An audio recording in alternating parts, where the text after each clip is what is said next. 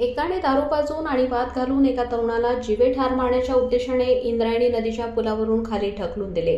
ही घटना शनिवारी 13 सप्टेंबरच्या रात्री 9:30 वाजण्याच्या सुमारास खेड तालुक्यातील कुरुळी गावाच्या हद्दीत जुन्या इंद्रायणी नदीच्या पुलावर घडली। सिद्धार्थ भानुदास बोडके वय 37 वर्ष राहणार मोशी यांनी महाळुंगे MIDC पोलीस ठाण्यात फिर्याद दिली आहे। त्यानुसार मोहन तुकाराम जाधव वय 34 वर्ष मोशी याला अटक करण्यात आली आहे। पोलिसांनी दिलेल्या माहितीनुसार आरोपी मोहन जाधव याने फिर्यादी सिद्धार्थ बोडके याला दारू पिण्यासाठी बोलावून रिक्षात बसवून त्याला हॉटेल तुळजाभवानी मोशी येथे नेले आणि दारू पाजली। त्यानंतर मोहन जाधव याने फिर्यादीसोबत शिवीगाळ करत वाद घातला। वादाचे रूपांतर भांडणात झाल्यावर आरोपीने त्याला रिक्षात बसवून जुन्या इंद्रायणी नदीच्या पुलावर आणले। तिथे पुन्हा वाद घालून रिक्षातून बाहेर ओढले। त्याने हाताने मारहाण केली आणि गाडीतील लोखंडी रॉड काढून मारू लागला। रॉडचा फटका फिर्यादीच्या डाव्या हाताच्या मनगटाजवळ लागला।